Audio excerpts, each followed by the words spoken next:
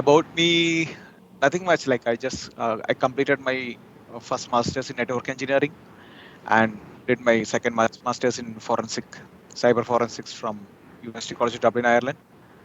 And I was working with cybersecurity for last 4 years. I was with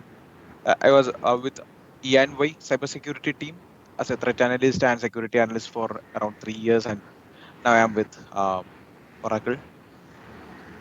Yeah, short about me. And feel free to interrupt me whenever you guys have some doubts and all. I'm not going through the chats and all. Just you guys can unmute yourself and ask anything if you have something, or maybe you can ask at the hello? towards the end of the session as well. No হ্যাঁ, আমিও worries. তোকে phone করছিলাম হচ্ছে And I'm তখন তোর sure that you guys are pretty much ইয়েটা of ছিল, completed your aeroplane mode of course ছিল। on cyber forensics, and you guys very তারপরে আমি you guys switch have of done করে a আবার ট্রাই very করলাম, good এখনো lab problem হলো। as well. I had a তো একটা discussion with প্রবলেম your আছে আমার। professor. So Sheshas are also told like you guys are very interested people and very much keen in doing or learning আমিও these মানে cyber মানে gift forensics করেছিলাম aspects. যখন So publish here হলো। I'll তো be আমি তো going তোর through some details basics of দেখে তখন cybersecurity. This is my details agenda analysis করে actually. আচ্ছা আরো So these are better the basic things. I am pretty sure next that you guys are very আবার লার্নটা much better familiar করবো। of these তো things. আরো But একটা জিজ্ঞেস করবো to be তারপরে honest, while you guys are preparing for any career perspective interviews or something like that, these things are very important. We might skip all these basics hmm, hmm. for attending any interviews and all, but still this is very important. Like if you were not clear about the concepts of these things, it will be very tough. That includes cyber kill chain. MITRE framework is there, but MITRE framework, I'm not going through the MITRE framework now here. I'll be touching the cyber forensics part much in detail. Before going to cyber forensics, ওটা তো definitely a brief জিকার বলে intro to একটা cyber software security is আছে, needed, ওটা right? That's why I'm install going করলে through. তারপরে So ওটা if you guys কিন্তু feel ওটা তোর free, আইএসও পাস করা লাগবে, felt that this তোর is ফাইলটা very খুলতে। like very basic কিন্তু for you, ওখানে মানে file just tell me. We কন্টেন্টগুলো can দেখা ignore this যাচ্ছিল part না। as well. মানে No একটা worries. এক্সেল শিট ছিল, And পিডিএফ ছিল, the জিপ ফাইল forensics ছিল part, আর I'll be doc file going ছিল। through the forensics models, um, and like how to hmm, hmm. perform a live data forensics, and how না আমার the কোশ্চেনগুলো cyber answer world or করবে the forensic team is মানে doing this লিনাক্সে করতে forensic thing. হয়েছিল We are উবান্টুতে। not going through মানে একটা dev ফোল্ডার ছিল, ডেভেলপার। any hands-on ওর sessions মধ্যে over here মানে because system we folder don't ছিল, have ওর much time মধ্যে over একটা here, but still this first uh, image this ছিল। ওই this ফার্স্ট ফাইলে detailed যখন ইমেজ introduction থাকে or তো ওটা this ড্র্যাগ করে নিয়ে overview of this মানে ফাইলটা webinar আনতে will হবে, ইমেজটা help or might help you guys to একটা মানে এক্সটেনশন ছিল। explore yourself তোর to the world of হ্যাঁ, forensics. হ্যাঁ, হ্যাঁ। তো Shall জাস্ট we Yes, একটা start, guys? সার্চ করেছিলাম নেটে yes, তো sir. আসছে। হুম। Okay. So, what is cybersecurity? What is like why this ওটা world ওই is very much fond সেটিংটা of, দিয়ে দিয়েছে, or ওটা why ISO there's a pass করে requirement of লাইসেন্স তো, cybersecurity here?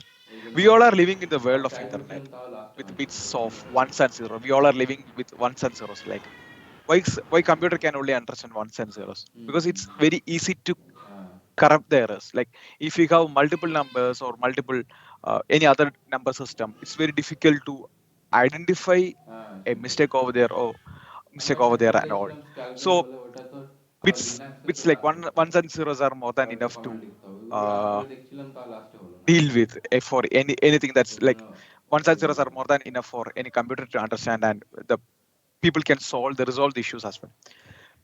Considering a hacker or any attacker, it's their era, right? Hmm, We are hearing n number of cyber attacks day by day. We have a lot of access points, public IPs, and we have constant traffic and tons hmm, of hmm, data to সেটাই। exploit. We have different types of hackers: red, hmm, black, gray, white, and like they're having one hell of a time exploiting these vulnerabilities and creating malicious O, software for the same. So with this malicious softwares, they are trying to identify some weakness in a particular system and trying to exfiltrate or trying to gather a lot of details from hmm, the hmm, others. ওটাই। We were আমি not sure আজকে একটা দেখছিলাম first whether time, we are ওটাও exposed তোর to. We all are exposed to মানে internet, but sixth মানে we were not যাই sure হোক whether মানে we are 10 বছরের safe or মধ্যে secure from the internet একটা as ডেভ ফোল্ডার ছিল, actually. ওখানে সব পড়েছিল।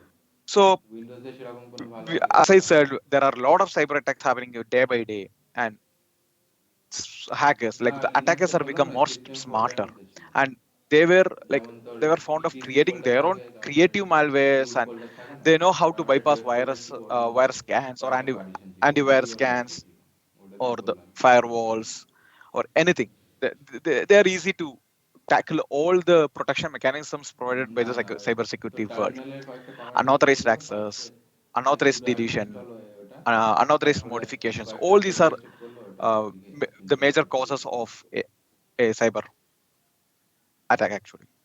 So, what are the three major steps while we talk about a cybersecurity? It's always CAA triad. What is the CAA? These three are the major aspects of cybersecurity that is very, very important. Confidentiality, integrity, and availability. These all are related. And without CIA, there is no cybersecurity. So, what is confidentiality? How can we define a confidentiality? So if you ask me, guys, like confidentiality means protection of personal information. We need to protect our personal information. Like we need to protect from unauthorized access, unauthorized use, disclosures. That means only authorized users and the processors should be able to access or modify the data. Coming to integrity, what is integrity? So any data alteration can be happen. The data alteration can be happen in any place, right? Whether it can be in the state of rest or transit or storage or in the process time or any time. So if any kind of or any such alterations happen, we need to detect the same. That means data should be maintained in a correct state and nobody should be able to improperly modify the same, either accidentally or maliciously. We should not modify the data. We should not lose the integrity of the data. And the third one is availability. Availability is like the authorized user should be able to access the data whenever they need to, or they, if, for example, if I need to access this particular data, it should be available. For example, you guys can take any public clouds. So if you want something, a cloud material, it is available. If it is not available, what is the point of having the same, right? So this is like very basics. I'm just moving fast. Yeah, these are the major classifications or types of cybersecurity: information security, network security, and application security. So anything that relates to a private information of a user or unauthorized access, identity theft can be protected. All these kinds will, sorry, all this will come under information security. So that major examples include user authentication, cryptography, and all. So coming to the network security, from the word itself, network is there. So something that prevents all the CIA information from of a particular network or any components of the network. For example, antivirus or VPNs. Why we are using VPNs? For a secure remote access. For example, for the last 2 years, because of this COVID pandemic, we, especially people who are working in corporate world, are trying to connect, are always connecting to their corporate network, right? So is it secure to connect directly? Never. So definitely they need a VPN. Cisco AnyConnect or any VPN softwares are readily available to connect with this corporate network for a secure access. So that security is very, very important. And applications. So anything that mainly the application security is to protect the software applications from vulnerabilities. So there may be any flaws or any issues happen due to the design, development, or installation without upgradation as well. If the software is it's not updated properly, then there are chances of having a lot of security issues, right? That's why we always say keep the softwares updated, whether it is an operating system or any software, and use of genuine software as well. So all this will come under application security. Now, threat versus vulnerability. What is a threat? Threat means any event that has potential to bring harm to the organization. We can be a person or individual or anything that cause danger or damage, right? So what we are trying to protect against, we are always trying to protect against the threat, right? It can be identified but cannot be controlled. We cannot control a threat, right? But it's easy to identify a threat. So but coming to the vulnerability, it's the weakness or like it's the weakness of an asset or anything that can be exposed by one or more attacker. So considering the cybersecurity world, vulnerability refers to a bug or defect in cyber or a defect in hardware or software, which remains to be fixed and is prone to be exploited to cause say damage to one of the elements in the CA triad. So normally we can say weakness is a vulnerability and any danger made by some person or anything means threat. Vulnerability can be identified and corrected. For example, if I come to know that my system is having this vulnerability, this patch is not properly installed, I can do necessary steps, right? I can identify, I can do the resolution. That's the major difference between threat and vulnerability. Something which can be identified and cannot be controlled is threat, and something we can identify, correct it, vulnerability. So these both are related to risk. Risk means threat into vulnerability. Why risk? Or what is the importance of risk in cybersecurity? Risk management is very much important for cybersecurity. Means the risk refers to the potential for loss or damage when a threat exploits the vulnerability. If a attacker trying to identify the weakness in a system, that means the attacker means you can make it as, you can assume it as a threat. If the threat identify the vulnerability, then the risk occurs. That's an easy way to identify or easy way to relate this threat, vulnerability, and risk concept. Consider this scenario. So this is the person. This is a threat actually. He's an attacker. If he's creating an attack, there's a chance of exploit the vulnerability, right? If he exploits the vulnerability, that will result in impact. ওটাই আমি কি But করেছি assume that we have বলে a রেখেছি corrective control. তারপরে যে If we স্টেপে have a corrective control, screenshot দিয়ে আমরা the impact important can be যেগুলো দিয়েছি reduced. মোটামুটি আর লাস্টে But তোর still, টুলস আর he has সফটওয়্যারে ওই already ডেসক্রিপশন exploited the উইকিপিডিয়াতে কপি vulnerability. করে দিয়েছি Impact is there, but still we can reduce the impact. But consider এই we ফরম্যাটটা have a দুটো detective কন্টেন্ট control. কপি করে Instead of corrective control, we have a detective control. So if you have a detective control, it will discover the attack in the attacking phase itself. So that will not exploit. But worst case, if it exploits the vulnerability, we have a preventive control. If there is a detective control, we can discover the attack, we can trigger the preventive control actor as well. So with the help of the preventive control, we can protect the vulnerability সেটাই if the exploit happens. If we cannot discover the attack and that exploits the vulnerability, we have the preventive control to protect the vulnerability. So we won't get impacted. But unfortunately, the vulnerability আমারও got এরকম impacted. Like we have the results as impact. If we have the preventive control, we can reduce the সেটাই impact. See, is it confusing, guys? Students, please No, acknowledge. sir. No, sir. Okay. It's perfectly clear. Okay. So consider that we have a deterrent control. If you have the deterrent control, it's a perfect one because we can reduce the likelihood of an attack. We can reduce the impact, or we can reduce the chance of exploiting the vulnerability, chance of getting an impact. So always in a cyber world, deterrent control is very, very important.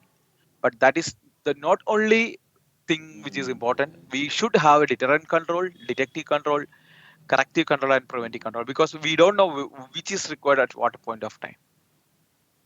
Got it? সেটাই Okay. ওটা তো Windows 10 এও তো So হয় না these are the common cybersecurity threats: virus, identity threat, password attacks. You guys know, right? Spoofing or brute force attack and all, and any keyloggers, adware, Trojan. Normal the day-to-day attacks, zero-day install attacks, করে and কাজে লাগে ransomware. আমার Any do you guys have any idea on ওর মধ্যে zero-day চাপাবো attacks, or do you guys need me to explain anything, any of these attacks? Feel free to ask. I can. Sir, zero-day attack, sir. Zero-day attack. Okay. Yes. Normally, zero-day attack means there won't be any preventive or corrective control at the moment for a cyber world. For example, so I am doing a live mode. Actually, being a cyber security analyst, I do need to monitor my environment, right?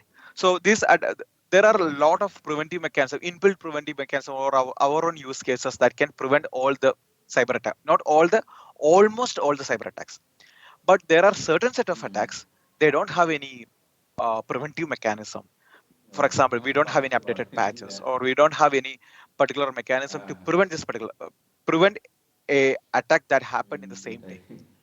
But it's a responsibility of the cybersecurity analyst to identify what is that attack and make necessary steps to prevent it and control the same. So one attack that is happening in the day one itself without any preventive measures or without any security measures, the attackers will create such attacks because সেটাই। they were aware that the cybersecurity people doesn't have have enough steps to control the same. But still, with the effective use of many tools, many technologies, we can in certain level we can prevent or we can identify the zero-day attacks. We can take necessary steps. Is that fine? Okay, sir. Okay, thank you.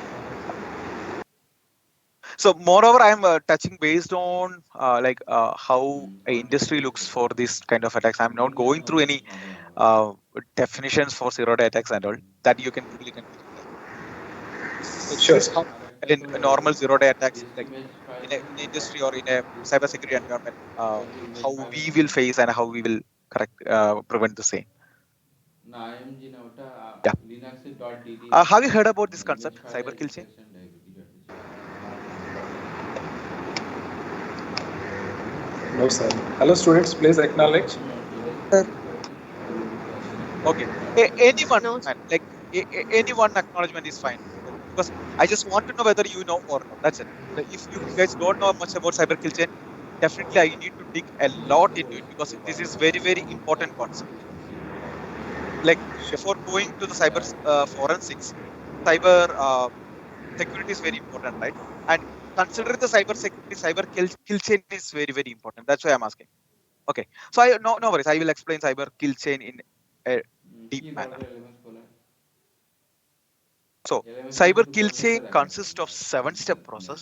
It starts from reconnaissance, weaponization, delivery, exploitation, installation, command and control, and action on objectives. So this is the 7-step process. 7-step process. So we will start with the reconnaissance. What is reconnaissance? So consider, like, think from the perspective of an attacker. So what he will try to do first? He will try to gather the information. For example, have you heard about scanning? Bot scan? Or Yes, sir. What's in? what is the use of bot scan? So, while doing the bot scan, what we will do? We will try to do the open ports. We will understand the open ports available in the border. So reconnaissance is the very first step in cyber kill chain that helps to understand or trying to gather the details of the target environment. For example, if I am trying to attack your environment, VIT environment, so first I need to understand what are the open ports in that particular network. First, I need to understand, like, I will try to understand the weakness of the system. So port scan is one of the method to identify the weakness. Or else we have passive modes of reconnaissance and active modes. In the passive, like, it's simple Google. In the Google itself, I can understand what is a VIT website and what are the different many whose information is available in Google itself. Like, we can use the websites like Shodan or whose website is there. So with the help of a lot of OSINT, open source intelligence websites, you can collect the details of the target environment. And I will try to get the login credentials. For example, most of the common or most of the generic organizations will have the default admin passwords, admin password, root tour. So similar passwords will be there. So I will try to exploit those things. And deciding the target is very important. So reconnaissance in a nutshell, we can use the tools like Nmap, Nessus, or any port scan tools or any vulnerability scan tools to gather the information of the target before performing any actual attack. That is reconnaissance. That's the very first stage. Next is weaponization. What is weaponization? The name itself say weaponization. So that is the attacker doesn't interact with the intended victim directly initially. Instead, they will create their own attack. For example, the attacker may create an infected MS Office document paired with a custom phishing mail or create a self-replicating malware that can be distributed via USB or any form. So he's preparing for an attack. Selection of tool. That is the single word that you can relate to weaponization. Selection of tool. The third one, delivery. So I need, if I consider that I am an attacker, I need to deliver this to the intended target, right? So the transmission of attack to the intended victim, sending the actual email. Previously, I decided to send how to send the email or how to send the attack custom file or the infected MS Office document. Now the delivery part means how can I send to the target environment via email or USB or web or anything customized phishing web emails and something like that. Okay, so next comes the exploitation. Exploitation means executing the code on victim system. So if I send the MS document, definitely the receiver will open the document, right? So if I am sending you a Word document, I am saying this is the teaching material. This is the teaching material for you guys. You guys can explore this, open this PDF and learn yourself. There may be some codes or macros over there that will automatically activate in your machine, and I will get a lot of information from your system. You might not be knowing the same. For example, sorry sir, I am taking your name, Shesha sir. So Shesha sir is sharing you a PDF. Okay, sir. PDF document. Students, this is a cyber digital forensics notes. Please, please go through the chapters 1 to 4 for your next examination. So students, you guys are keen into, okay, sir is giving some tips for exam. You guys will open the same, but you were not sure that whether the actual Sesha sir has sent the same. Might be I have created an account in the name of Sesha sir. I am sending the same document. Without validating the same, if you guys are opening the same, exploitation will happen very easy. Okay. So next is installation. That means installing the malware on the targeting system. So once we are exploited, once the exploitation is done, the next step is to install the particular infection or particular virus or malware that I have created using the MS document. So installation will happen. Once the installation is happened, what I need some data, or without your knowledge, without any intervention or without any trouble, I will try to get all those details from your machine. So that is command and control. Command and control is nothing but once the system is compromised or infected, I will get all the details from your system. Okay, that means attacker will gain control over the system and access your systems externally or remotely. And the last step, action on objectives. So once the access is established, the attacker tries to execute the objectives, right? So if we cannot identify the phase till the command and control or the command and control, it's very difficult to identify, and the root cause or vulnerability of the system cannot be identified very easily.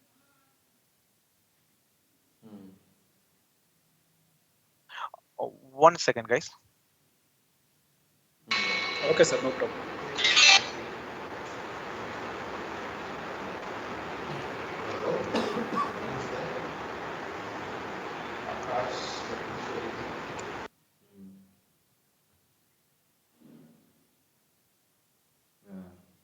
না আগে আগে একটা feature ছিল না যে তোর মাউসটা diagonally move করতে না, পয়েন্টার ডায়াগোনাল যাওয়ার জন্য মানে ফার্স্টে টপে গিয়ে তারপর লেফট কিংবা রাইটে যেতে হতো। Yep. So yeah, is this clear, guys? Shall we move ahead or any doubts? Cyber killing concept. So considering like you guys are like I'm sure that you guys are bachelor students, right? So সেটাই।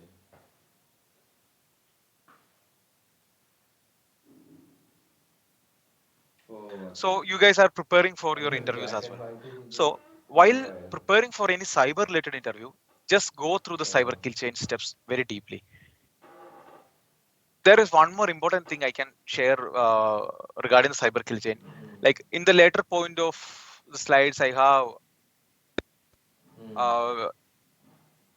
Sir, can you share the PPT after the session?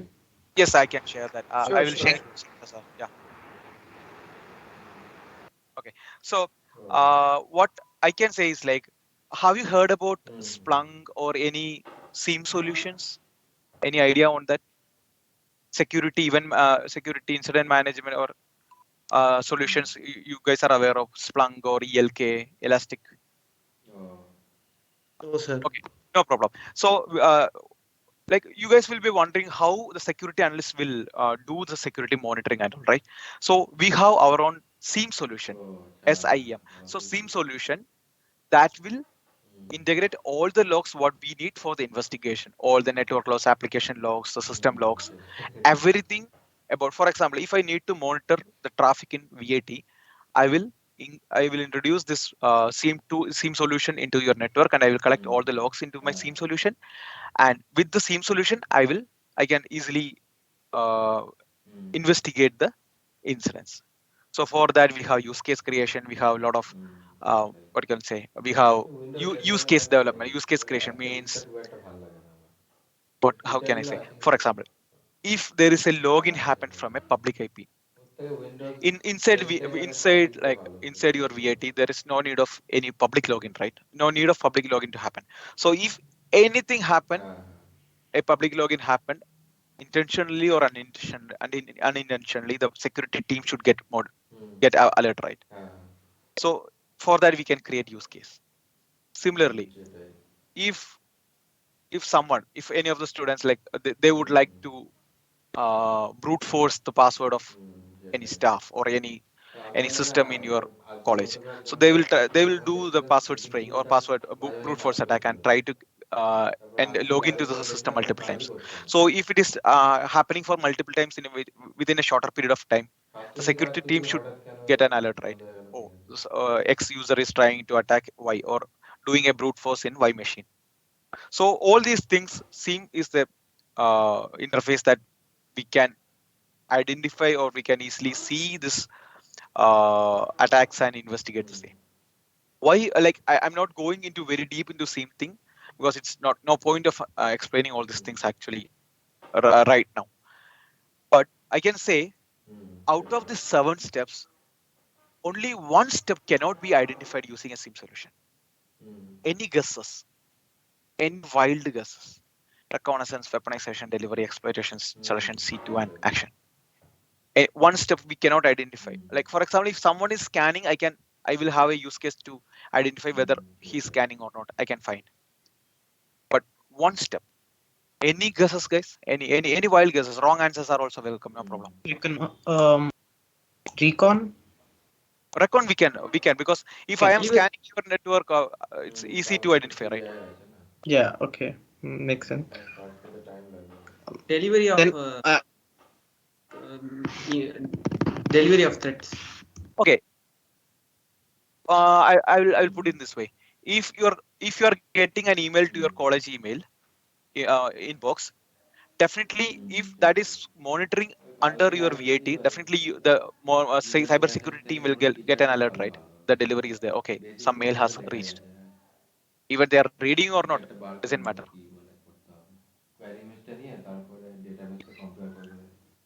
One more answer, or else I will say no problem.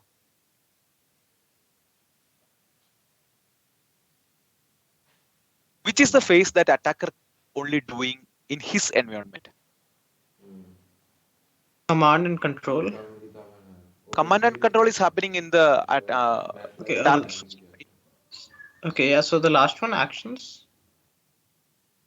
Still I mentioned like attacker tries to execute the objectives. The objectives is the action actually, so that doesn't matter. We can for example, if he's trying to get the data exfiltration is happening, action can be identified. So only one or two is left. No problem. Weaponization. Why means weaponization is happening only in the attacker's phase. I am creating an MS document in my machine and I am sending. Any only I can identify that, only the attacker can identify that weaponization has happened, right? We cannot, like the monitoring people can identify only when it got delivered or exploited, not before that. Got it? Or I just made you confused? Sir, won't the victim's computer will have an antivirus to scan the payloads documents? Antivirus, like I'll tell you, I'm an external entity. I'm the attacker. I'm not in the VAT environment. I'm trying to attack your VAT system. Okay. Will the VAT can identify that like what I am doing here?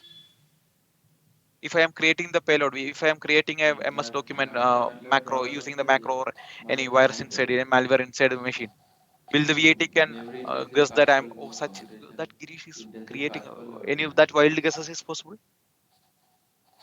Sir. No. Simple. That's a logic.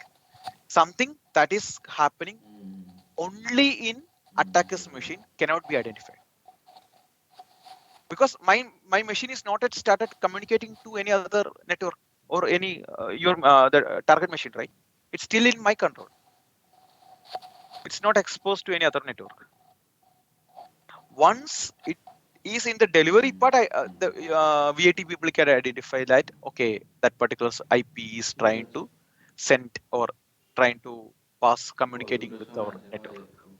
So that comes to delivery, not in weaponization. So weaponization is the only place that is happening only in the attacker's phase that cannot be identified by the target people.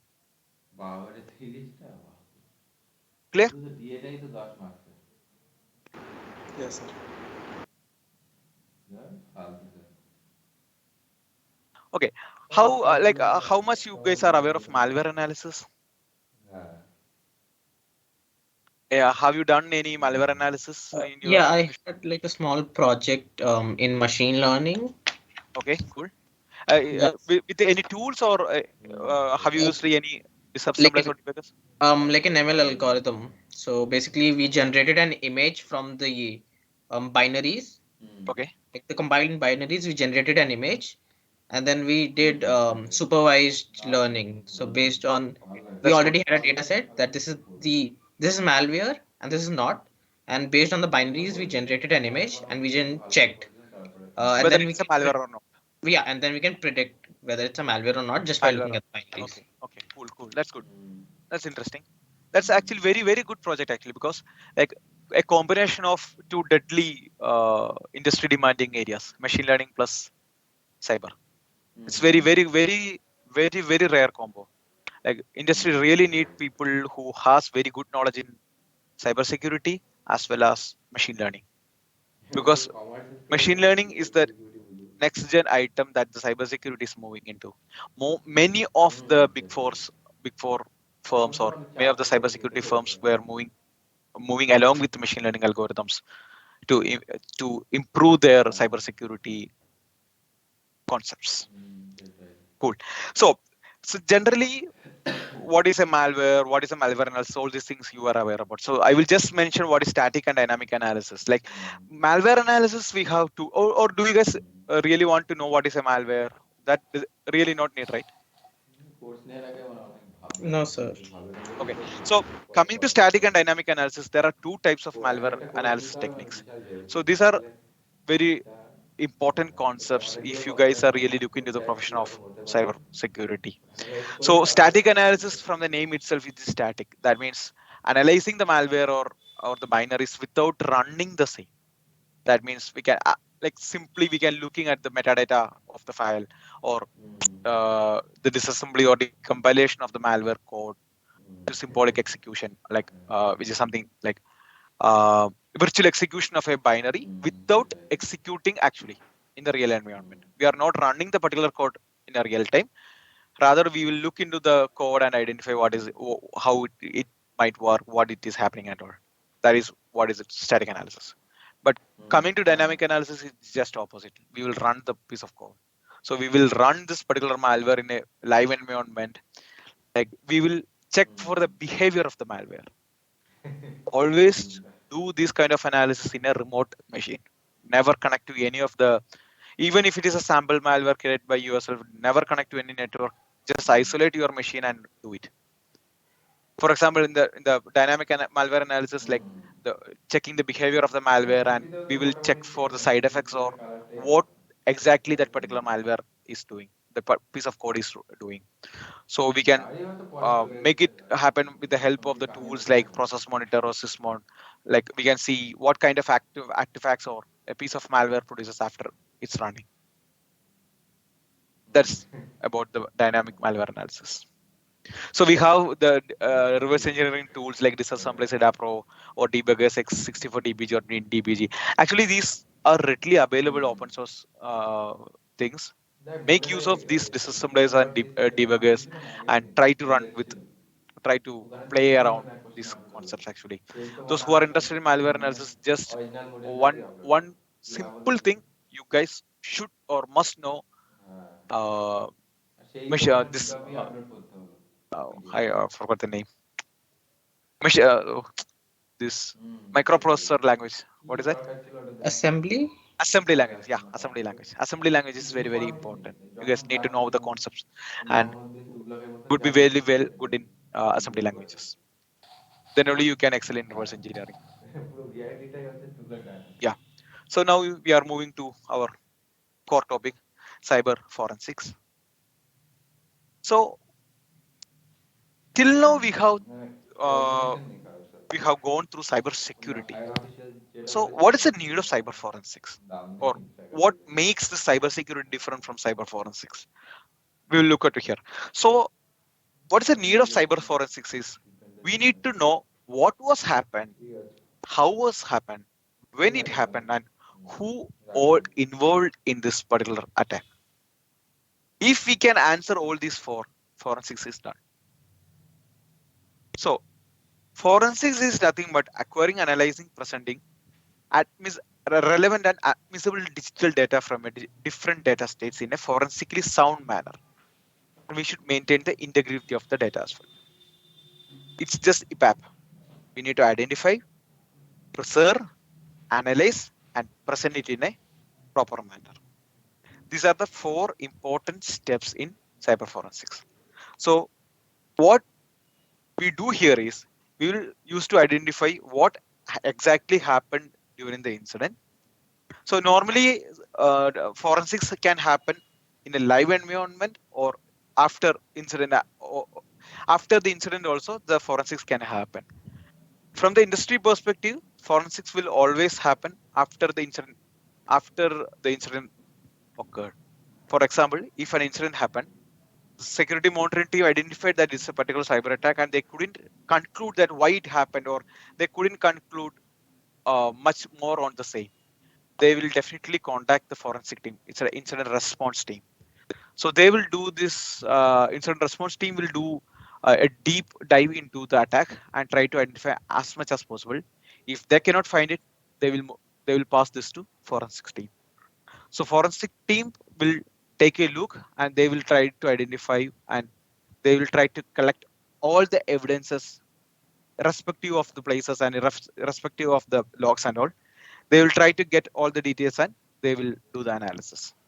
That's what happening in cyber forensics. So incident response has a 7-step process actually. Then it's like they will prepare, they will contact the information, on call information, all these things will come over the preparation part, followed by the identification. Like for identification, they will try to get all the details, like identify the actual incident behavior, or any unauthorized access has been happened, or any denial of service or a malicious piece of code occurred. These all things will come into the identification. Then containment is there. The thing I am explaining is incident response plan, not the forensics part, but these all are interrelated. The containment part is like we need to minimize the impact. So that means we will isolate the environment, or we will disable the services or accounts. So forensics will start from here. Like there's an order of precedence for collecting all the evidences as well. We will look into those things in a deeper manner. Then the investigation will come, and followed by the eradication. That means, excuse me, eradication means necessary to eliminate the components of the incident. Like for example, we need to identify, or we need to delete the malware or disable the breached user accounts, identifying and mitigating the vulnerabilities that were exploited. So during the eradication process, it's important to identify all the affected hosts within the organization so that we can be remediated easily. then we'll do the recovery part like patching or recovery, restoration, service restoration, network validation, testing. All this will come and we will do a post incident analysis. These are like very important steps regarding the incident response plan. So in the incident response, excuse me, in the incident response plan, we have the forensics will come. So generally, cybersecurity aims to protect the assets from breaches. The forensics will explain how a policy became violated and who was responsible for the same. So this is the comparison between the cyber forensics and cybersecurity. So this is what I explained. So this is the 3, 4, 5, 6 steps process for the digital investigation. So identification, collection, and preservation. These 3 steps will come in crime scene. For example, being a incident responder, I was informed that this particular company got a data breach, and I need to assume it like insider data breach itself. So I need to investigate that from an incident responder point of view. So I need to do the identification, collection, and preservation. That 3 things can happen only in the crime scene, but the remaining 3, examination, analysis, and presentation, can happen in my place. For example, if I am the incident responder and VAT got a data breach and I was asked to come to VAT and do the forensics, I will come there and collect all the, I will identify the crime scene, collect the data and preserve the same, and I will come back to my place and I will do the examination, analysis, and do the presentation. Coming to identification. So what we will do in the identification, we will try to identify all the relevant source of information or the evidences. So I will define the scope here. I define the scope means what are the things I need to involve with, what are the things I need to do, what should I, how to prepare for this particular investigation, and all these things, like what are the different things I need to take to the crime scene. For example, I was not sure about whether we have the USB sticks or any network-based investigation needed over there. So I should be prepared for everything. So I should have the encryption softwares. I should have enough storage facilities for me, and uh, I I should have this laptops for analyzing the data, or if I need to sniff the packets or writing reports, I should have the laptops and network equipments for any network related activities to do. And sometimes we need to copy our data, right? So I should have my own USB devices, definitely portable printers. Sometimes the data cannot be copied to the pen drive. So at that time, we need to connect the printer and we need to take the uh, copy of the data from the particular machine in the crime scene incident. Okay, and definitely we need some digital forensic softwares. Like for example, one person, I don't know the name, he mentioned, right? So he has collected the disk images. So sometimes we cannot we cannot take all the images, or we cannot take a whole hard disk to our native, right?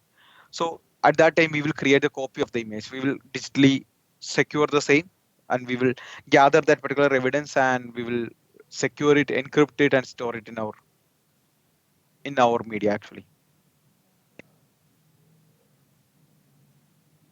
Next comes to the collection. So collection, if you ask me, chain of custody is the perfect word we can match with this collection phase. So all the electronic devices we need to collect it from the crime scene, right? For not only collecting the electronic devices, we need to take the photo of the entire the crime scene actually. Like in films and all, you guys have seen the crime investigations, right? Simply the people will come take the photos uh, and all. Like, how can I say? If it's a murder, they will do their lenses and they will check for the fingerprint and all these things they will search. Similarly, for a cyber people, a piece of paper itself is an evidence. Sometimes the piece of paper will have some gibberish words or some passwords. We cannot ignore any single piece of paper in a crime scene. We should take all the photos. If it's no image the system, we should take the image or copy or print the relevant information which is available and accessible for us. This will come in chain of custody. So the chain of custody will have different steps like acquisition, custody, processing, transfer, and final feed. So printed or electronic document in which the acquisition, custody, and transfers of any piece of evidences should be recorded in chain of custody. It's entirely same as how a FIR is happening in a police cases. Only allowed people like this digital chain of custody is a uh, very important process in cybersecurity or forensics. Well, only the people should have enough technical expertise as well as he should be enough qualified to perform the chain of custody. That's very, very important.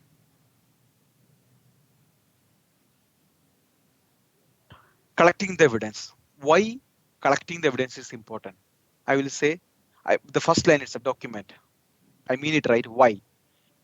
If it is if it is a small piece of paper written in the desktop place, for example, we have the nature of like I won't say we all are having that practice. Most people are having the practice of keeping some sticky notes in the table where we are sitting, right? Like it's very common. So all these things should be documented. It should be captured and should be taken care. And we should take all these things with respect to law only. We should like this law means the law in India is entirely different from what we are having in Europe. Europe is having GDPR, general data. I forgot the full form of GDPR, but it is actually privacy. Personal information should not be shared externally without the consent of the particular individual. That means you are not supposed to share my contact details to anyone else without my consent. If I give a complaint, done.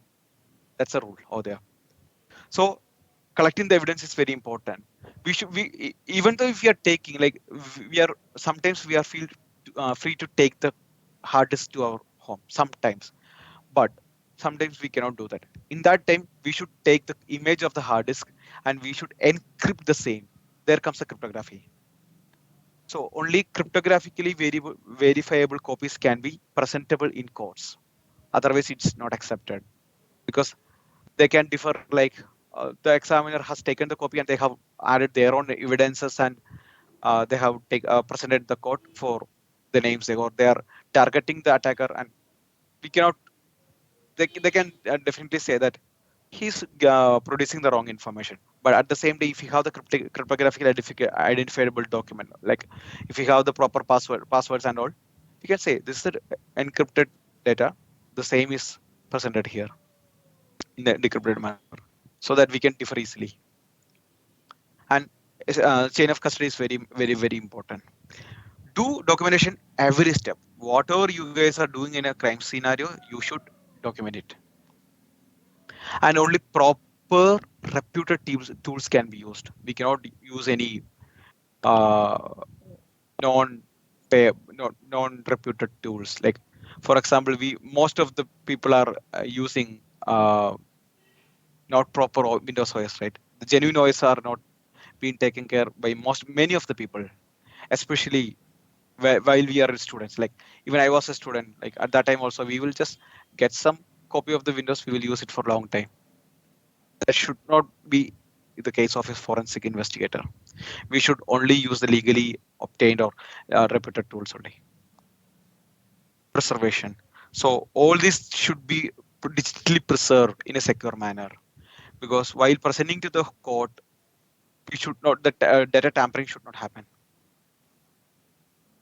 And while doing the examination, we should extract or we should analyze each and every place. I will show some example here. It's there at the end. You guys can understand. Like we should not miss any single place while doing the examination. Like if you have some SATA or media, we should take the data from there as well. Okay. For example, here only I mentioned like while preparing for the incident evaluation, we should have enough cables as well. So sometimes we don't have any cables for copying the data. So we should be prepared for anything. And we will do the in-depth and systematic search of evidence. And we must be sure that it should support the crime scene as well. The evidence should be evident itself. Like it should be supporting to the crime happened over there. It should, yeah, I mean it. And this is very important. The whole things happen till now should be in a presentable format. And we should have multiple copies of our report in different areas. We should save it in different places. We should, because it should not tamper. No one should tamper the data as well. And we should present the report in a presentable manner. So these are the different data that is at rest and in transit. All these things should be considered. So sometimes in a laptop, we might have the Office documents or PDFs, etc., open or in a minimized state. We need to go through all those things and we need to try all those data. Sometimes emails. So in the particular machine itself, we need to go through all these things actually. Any recent emails, any open, like sometimes there will be some emails will be there in the draft folder, yet to send. So all those things should be collected. So coming to network forensics, so collecting and analyzing anything that is related to network data or the network traffic can be alert, network logs, and we will perform threat hunting. See, here comes the theme actually. I told you guys, right? We can implement a SIEM solution in a network so that all the network traffics can be captured and those logs can be integrated with the SIEM solution. Splunk is a very, very effective SIEM solution used in most of the corporate worlds, but it's very expensive. And with the help of the Splunk solution, security, enterprise security integration is over there in the Splunk. So with this integration, all the logs can be collected and we can investigate the same. So these are the different methods of acquisition, like Ethernet, like eavesdropping or packet analyzers using the Wireshark or TCP/DAM, T-Shark, etc. And we can use a sysinternals, Regmon, or Process Explorer can be used. And we should search for open files and any file system activity happen in the particular system. And we have a lot of command PS tool commands, right? Have you aware about these commands? PSX, PSFile, PSInfo, PSKill, PSList. So these are process related commands. So with these commands, we can identify all the process related activities happening in this particular system. And where to find the network logs? We have network devices such as routers, DHCP logs, firewall, IDS. So all these logs are there. So we can identify all these logs. So if we don't have any SIEM solution, we need to collect these logs individually. But if we have a SIEM solution, we can integrate all these things into a single SIEM, and we can get the data.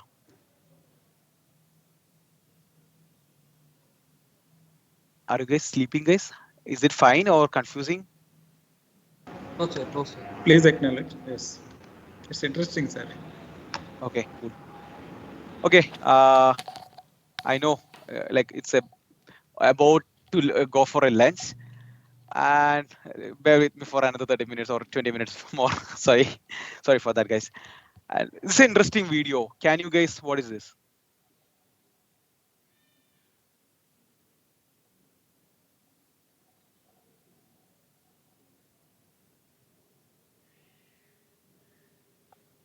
Any idea? DDoS. DDoS. Okay, anything else? Phishing. Both are right, actually. So how can you say that it is a DDoS? Can you please please explain? No problem. It's a wrong also, no problem.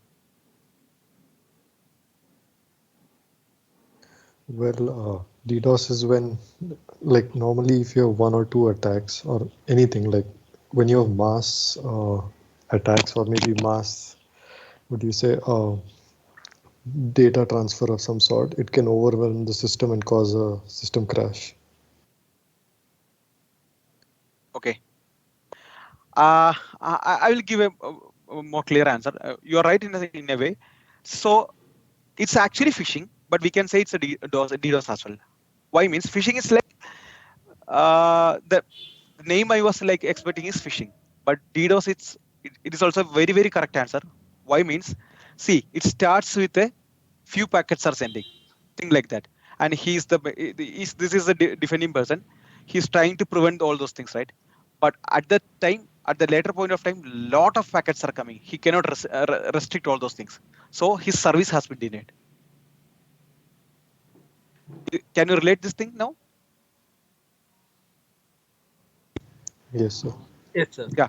So DDoS means denial of service, a distributed denial of service. Multiple people are targeting a single system at the same time or concurrently. Yeah. Now we will move to the concept of live data forensics. So when we need a live data forensics, or what is live data forensics? Shasha sir, have you have this topic in your curriculum, the live data forensics and what? Yes, sir. So how we are conducting the investigation? So we have a live investigation, static investigation, and all those things. Okay. So remote login investigations like. Okay. Got it. So there are certain situations where we cannot do any we cannot do the forensics after the incident has happened. So sometimes we were asked to do the live forensics while the incident is happening. It depends upon the situation. Okay, so that means the running system itself. We need to do the forensics for the running system itself or the live system, and we need to present the evidence to the court. Okay, so when to conduct the live forensics? There are certain scenarios. First scenario is when we cannot turn off the computer. If we turn off the computer, the evidence will go. In that situation, we cannot do a offline forensics, right? We should do a live forensics. That means disk encryption is used and no recovery key is available. We don't have the recovery key. What we'll do?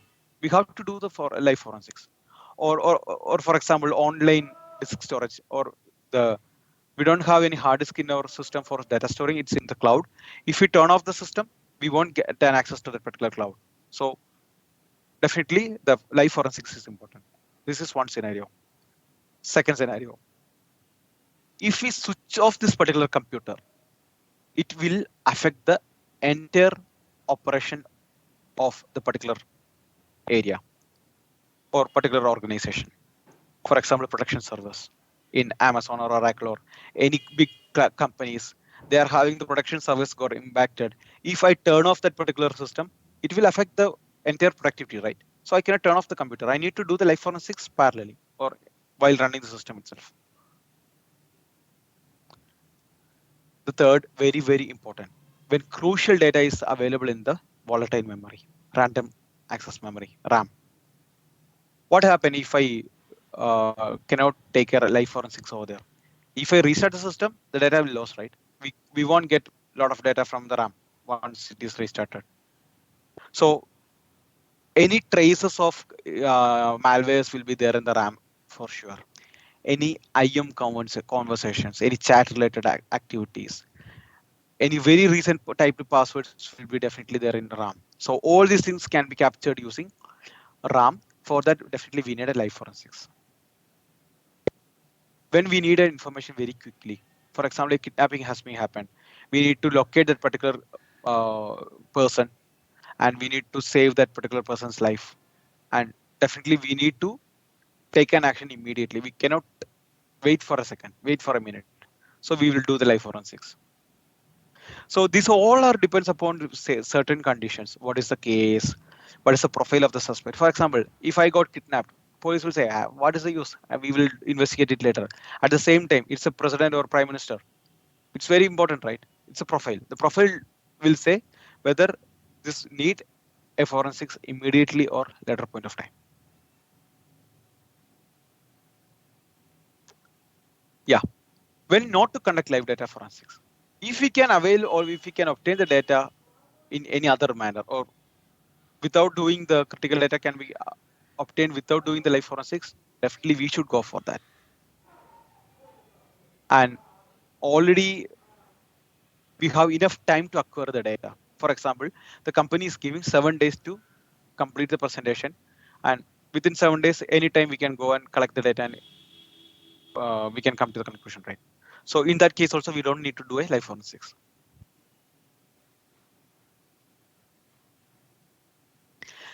If we are doing a live forensics, we should justify the same while presenting to the court or presenting to the authority. So as I said, volatile data, like if we restart the system or if we turn off the computer, the data will lose, right? So the power off condition will affect the data in the volatile memory. So we cannot collect the volatile data once if we are turning off the computer. So live forensics is definitely important.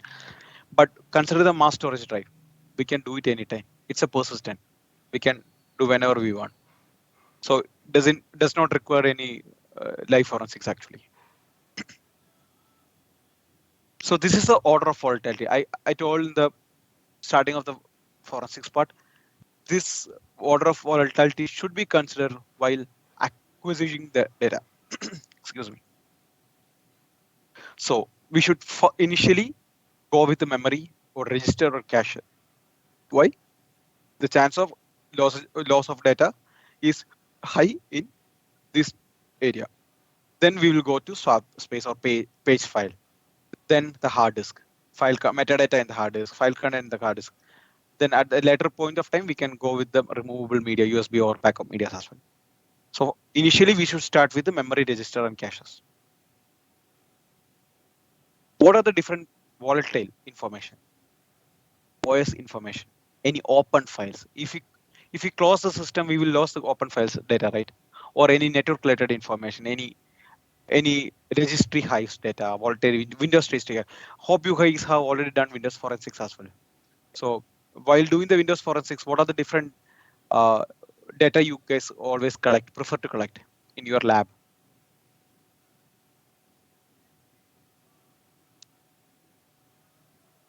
Registry files, event logs, event viewer logs. Yep. So all these things can be changed if we restart the system, right? So this is volatile. We can consider it as a volatile data. And a list of running processes as well. Very important. Passwords, any clear text passwords or unencrypted data, any email fragments in the. To what level you guys have done the Windows forensics? You guys have used Autopsy or EnCase for forensics part? Sir, we used only open source, sir. EnCase is some license, so that's why. Oh, okay. Actually, Actually, online tool. Okay, fine, no problem. Actually, Autopsy is there. It's free, actually, open source. You guys can explore the same. If you have some vulnerable OS image or any OS image, you can just import the OS image. Excuse me. You can import the OS image, and you can start identify all the information using the Autopsy. It's similar to what you have done using an online tool as well. You have Autopsy free training course as well available in internet, free actually. You guys can do that course as well. It's very easy and interesting as well. You can identify the start time and everything. Lot of interesting aspects of a operating system can be a hard disk can be identified using this Autopsy tool actually. And any emails are there in that particular image. If you have any emails, those things you can identify, the header details, all those things you can identify. If any guys are interested to do, just feel free to do that. Yes, like it's very funny actually. So while considering, we need to consider a few factors while doing the live forensics. So we need to identify jurisdiction while conducting the search. So the law different from which places to places, right? So we need to identify jurisdiction, understand the constraints imposed by the jurisdiction, and getting proper authority to investigate. We should get a proper written document itself. Okay, you are go ahead and do the forensics. and we should decide are these are very important while presenting the evidence in court or else no value. If we feel that this is no use while presenting to the court, just ignore the same. Maybe you can document it, no need to present it. And if it is an MNC, the data transfer occurs. Like we need to consider multiple jurisdiction, right? For example, if for an MNC like Oracle or Salesforce, like we have jurisdiction from India as well as Europe, or we have jurisdiction from US. So we need to consider all these three country jurisdiction as well. And identification of sensitive data is very important due to the data privacy and legal privileges. And GDPR, as I said, it's very, very important if the Europe is involved. So in general, we need to understand the legal constraints of getting an evidence, collecting an evidence, and transporting. So the things what we need to do is like we need to document everything.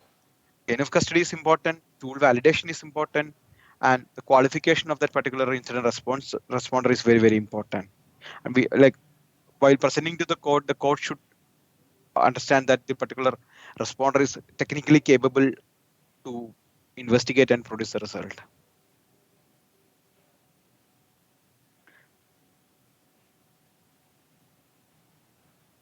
Okay.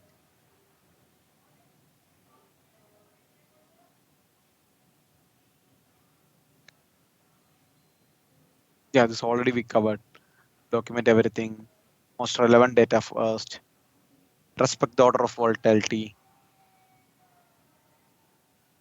So chain of custody, maybe I can give a bit more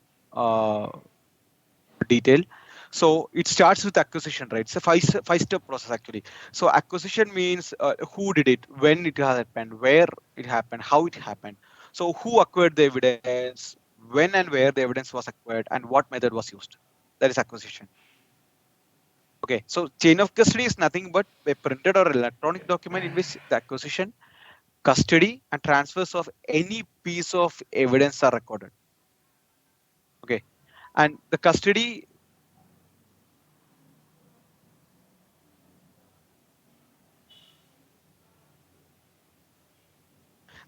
comes with who, where, and how long we are doing the same.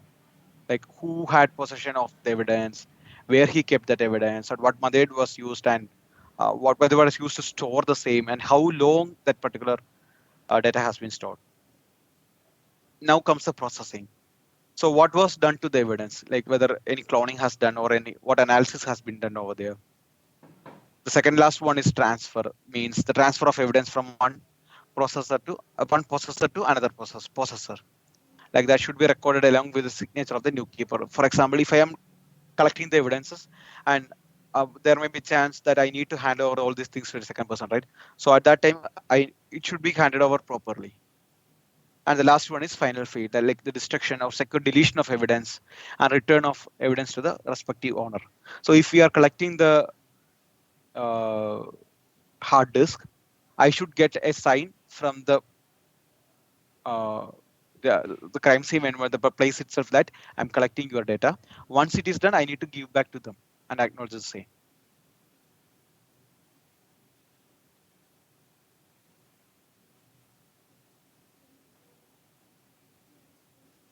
Yeah. So this will be the life of a digital forensic investigator actually. So sometimes we will be asked to investigate a crime scene like this. So it's messy, right? So but we should not ignore any part. Sometimes data will be there in this floppy disk drive, this part or CD drive inside there. So we should be vigilant to investigate all this area. Shoes are there. So everything, each and every corner, each and every pinpoint areas we need to investigate. So in short, this is a 7-step process for forensics. So secure crime scene, it can be a computer. So we need to identify whether we have a screensaver or not. We need to bypass the same. And we need to identify whether any encryption happened or not. If no encryption has happened, we can dump the RAM and we can do the overview and do the forensics. But if the encryption is done or encryption is detected, we need to identify any RAM related evidence is there. If no, we can copy the decrypted data and we can continue. But if you have any RAM related evidence, we need to dump the RAM dump. We need to do the RAM dump, and we need to copy the decrypted data, and we can continue with the same. This is a very short process of forensics.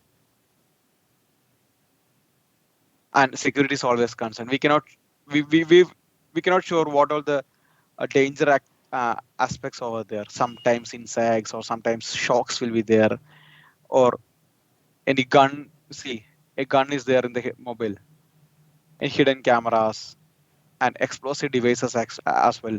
Any keyloggers as well. Like we can say this looks like a teddy bear, but it's not a teddy, right? It's a pen drive connected to USB. So these kind of accessories, it has a pen drive, smartwatches, or any small SD cards, or looks like a capsule, but it's a USB. See, a storage device has been held behind the monitor. We won't think of these things. And sometimes the monitors itself has some USB devices. So we need to check all those things. Yeah. So summary is like life forensics deals with the deriving evidence from a running system, and we need to present it to the court properly. And we always decide whether we need to do the life forensics or not, and take a proper decision whether to perform or go with the life forensics or not. That's very important. And we always prioritize and collect the evidence based on the order of volatility. And these are the few tools that we can use. Autopsy is a free tool you can use. NCase is paid. FTK is Imager. That also very interesting tool. Hex editor, volatility. Have you heard about volatility? Yes, sir. They did one exercise also, memory forensics. Yes, sir. So just play with those volatility guys. Like it's a very very interesting tool. Many of the MNCs are doing using the volatility as well, but not the major forensics team, but still many people are using volatility. And these are the online analysis. Cuckoo, AnyRun, hybrid analysis is there. Sandboxing environment for malware analysis and all. We have the debuggers and deassemblers like XDBG, X64, DBG, OLEDBG, or IDAPRO as well. Yeah, career perspective, like always people prefer to have knowledge on cybersecurity before giving an offer for a person. So if you guys are interested in cybersecurity related jobs, what I suggest is like be thorough with your basics. Like from the threat, vulnerability, or just get an idea on malware analysis, how it is happening, what it is doing, not in the theoretical aspects, but try to explore a bit more on practical aspects as well, and try to play with the tools like Cuckoo, Any.Run, sandboxing environments, IDAPRO, and all. And even you guys can start with the Wireshark itself, capture the network traffic, and try to understand what is happening over there. And if you guys can start with those things, definitely you guys can start your career with cyber security. Forensics is entirely different. It's very very rare to get a opportunity to start your career with the forensics. Always start with a security analyst and just go from there. That's what I can suggest.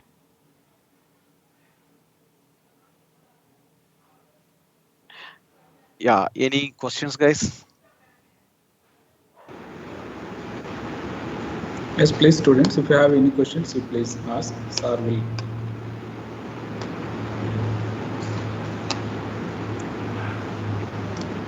Is it clear, or am I confused a lot? It was too fast, or any feedback is fine, man. Like I put you negative feedbacks as well. I don't mind. Sir, it was really informative. Like I had some simple, I had basic knowledge about this all, but now I can feel that I've understood a lot. Okay, good. Thank you. I'll do one thing. I will share this PPT as a PDF to Shasha sir, and sir, you can just distribute your students. Sure, sir. Sure. Make use of the same. And feel free to contact me if you have anything. You can connect me via LinkedIn. It's Girish Nair. My mail ID is girishanayar@gmail.com. You can just connect with me if you have something. I'm happy to help you guys at any point of time with my limited time. Uh, just I will strongly say you guys are very lucky to have a course like digital forensics. I have seen your course subject and all, like your syllabus. It's very interesting actually. If you have done your practical session and all in a thorough manner, definitely that will help you to start your career for sure. We didn't had an opportunity like this, course like this in our bachelor's or masters. When I did my masters in forensics, we had all these things. That time only I just heard about how to do this forensics and all. Luckily, I got a chance to do the live forensics during my masters. We had a crime scene environment. Maybe if you have time, if you guys are very passionate to do this thing, you guys, like, one team can be made from your group of students, and you guys can do is like you can create a crime scene. Okay, you can create a crime scene. You can keep your own evidences, and you can make a team of 4 to 5 people and try to investigate the crime scene, try to simulate the crime scene. That's what I can say. We have done the same. I can give some feedback, or I can give some clues for how to start with. If you guys can connect me, it will be very interesting. Maybe for any practical session. I don't know whether you all are available in the campus itself or not, or still online. If you guys are still in the campus, it's a very good practice session. Maybe outside your course syllabus, maybe something, or I don't know whether you have done already, but this will be very interesting. And present the same before your panel, not for any mark or anything, but just for your understanding and how a life forensics is happening. It will be very useful. Yep. Any questions, students? I just had not specifically related to this topic, but placements are coming near. I just had, if you could give us some tips for placements. Okay. I'm pretty sure that for placements and all, like, most of the company starts with their aptitude and all. So it's your initial round clearing is in your hands. Clearing the aptitude, group discussion and all. Considering the technical perspective, what I can say is be thorough with your basics. These people always go with basics. If it is like try to understand the company. For example, if Oracle is coming, try to understand what is Oracle, what is the particular role, and what they normally ask for. In Glassdoor, if you do a good research, you will get a lot of idea what they are expecting, and try to prepare accordingly. And if it is a role related to cyber, if any cyber firm is coming, definitely the basics of cybersecurity is very important. Vulnerability assessment, threat risk, vulnerability, and what is an attack, different types of attacks, what are the recent attacks happened, what is a ransomware attack, what are the different ransomware attacks happen, like what is cryptocurrency, crypto based attacks, and basic SQL injection, cross-site scripting. All these things you should be aware of. What I will say is, don't learn the theory, try to understand. Like, for example, if you ask me SQL injection, what is SQL injection, you can Google it. How it happened, you can Google it. But what I will say is, like, if you ask me what is SQL injection, you can answer what is SQL injection, how it happened. How it happened means, like, what are the weakness that SQL injection happen in a system, how to mitigate the SQL injection, how can we prevent the same. All this can be answered. You don't want to wait the technical panel to ask you the question separately. You should answer it in a proper way. Think that you should